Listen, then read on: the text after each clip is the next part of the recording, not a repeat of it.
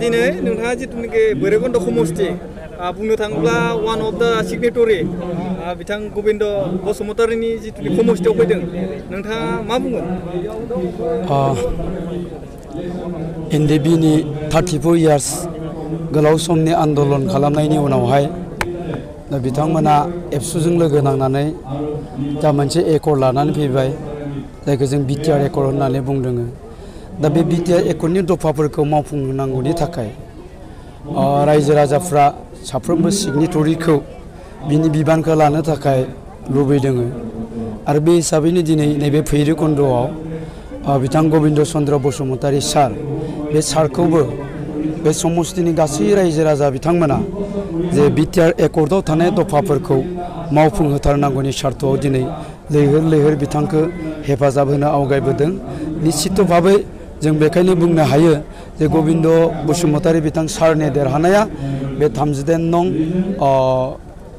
भैरबकुन्द समष्टिनिफ्राय देरहानाया दिनैनि दिनाव 100% जाबाय।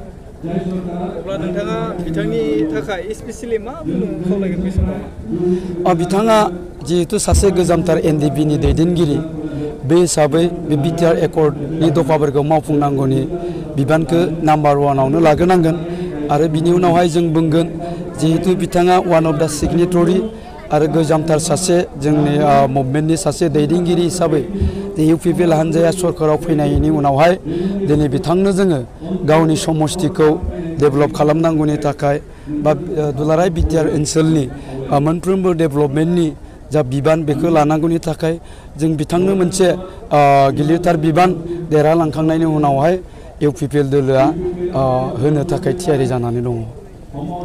जिथुनाखि नोंथाङा दिनै बिथांनि समष्टियाव फैदों रायजो राजानि नुथाय बा माने बिनि भटार्सफोरनि माबाखौ नोंथाङा माबायदि मोनदांदों? बिटिसिनि मोनफ्रोमबो समष्टिफ्राव गिदिंदों। दिनै मोनफ्रोमबो समष्टिफ्राव रायजो राजाफ्रा हाजार हाजार लैहोर लैहोर फैनानै इउपिपिएल दोलोखौ मदद होनो आवगायबोदों। दिनै बे भैरबकुन्द समष्टियावबो जोङो नुनो मोन्दों जे हाजार हाजार मानसिफ्रा फैनानै बिथां गबिन्द चन्द्र बसुमतारी सारखौ देरहाहोथारनांगौनि सार्थआव दिनै नैबे जथुम्मायाव नुजाथिफैदों। दा बेखायनो दहाय सिगाङावनो बुंदों जे बिथांखौ देरहाहोथारनांगौनि सार्थआव बिटिआर एकर्डनि दफाफोरखौ मावफुंनांगौनि सार्थआव दिनै बे समष्टिनि रायजो राजाफ्राबो सांग्राङै बिथांखौ मदद खालामनो आवगायबोदों। दा बेखायनो दिनैनि दिनाव गबिन्द बसुमतारी बिथां सारखौ रावबो सक्तिया हमथानानै लाखिनो हानाय नंलिया बे दिनैनि दिनाव रोखा जाबाय। आसा सार सर्बना सनवाल आरो हाग्रामा बिथांमोना अमित शाहखौ बिटिसि इलेक्सनखौ फावसायनांगौनि थाखाय बिथांमोना सावरायदों होननानै खोनानो मोनदों। बे समाव मा बुंगोन?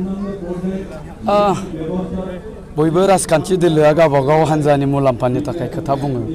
दा हिमन्त बिश्व शर्मा बिथाङा जिखिनि खोथा बुंदों बिथांनि खोथायाव बे राजखान्थिखौनो थाखोमानानै दङ बायदिखौ जों नुहुरदों। खिन्थु इलेक्सन जिथु कमिसन बिथांमोना बुंदों जे जोङो रायजो सरकारनिफ्राय जेबो लाइजाम मोननाय जायाखै। दा गतिके आं नैबेखौसो बुंनो नागिरदों जे बिटिसि इलेक्सनखौ जेसेबांनो गोलाव खालामगोन एसेबांनो जोंनि बिटिसि ओनसोलनि रायजो राजाफोरखौ खैफोदाव नारसिनहरनायसो जागोन। मानोना दिनैसिम 5 दान जालांबाय।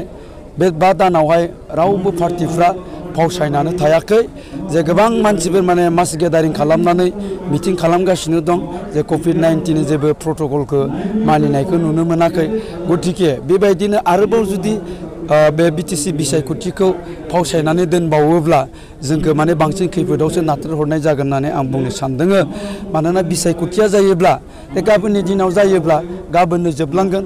अदेबानि बेखौ मास मोननै मास मोनथाम बा बिनिख्रुइबो बांसिन जुदि फावसायलांबाय थायोब्ला रावबो पार्टिया दिनैनि दिनाव फावसायनानै थानाय नङा। केम्पेइनखौ एखे रोखोमैनो बे टेम्प'खौ लाखिबाय थागोन आरो बेफोरखौ होबथानायाव दिनैनि दिनावहाय रायजो सरकारा माने फेलें जादों। बे हिसाबै आं बिथांमोनखौ खावलायगोनसो जे बिटिसिनि बे बिसायख'थिखौ हानायमानि थाबैनो खुंफुंनो नांगौ। नोंथांमोननि राजखान्थिनि हान्जानि बायदिब्ला माने बिथां गबिन्द बसुमतारीया बेसे भटआव देरहानायनि लामायाव दिनैनि सानाव? बेसे भटआव देरहागोन बेखौथ' एकुरेट बुंनो हाया। थेवब्लाबो जों दिनैनि दिनाव जितु नुदों बिथाङा 5,000निख्रुइबो बांसिन भटआव गावनि बे माबाखौ फेजेननो हागोन होननानै जोङो अनुमान खालामनो हादों बिथां गबिन्द बसुमतारी सारजोंबो जोङो बेनि सोमोन्दै रायलायदों। सोर जागोन बे नैथि हान्जाया? नैथि हान्जाखौथ' खाथियाव फैब्लासो नैथि हान्जा थागोन। जोंथ' सानदों कन्टेस्टआव फैनाय नङा होननानै जों सानदों आरोखि। साननैसो सिगां बिटिसिनि बारग' डिपुटि चिफ खाम्फा बरगयारि बिथाङा बुंदों प्रेसमिटनि गेजेरजों गभर्नर रुल्स बिनायानो गोरोन्थि जादों होननानै बिथाङा पिपिएलनि सायाव एलिगेसन लाबोदों। गभर्नर्स रुलखौ बिथां खाम्फा बरगयारि, चन्दन ब्रह्म बा प्रमिला रानी ब्रह्म, रिहन दैमारी बिथांमोनानो लाबोदों। मानोना बिथांमोना जाहैबाय केबिनेट मिनिस्टार।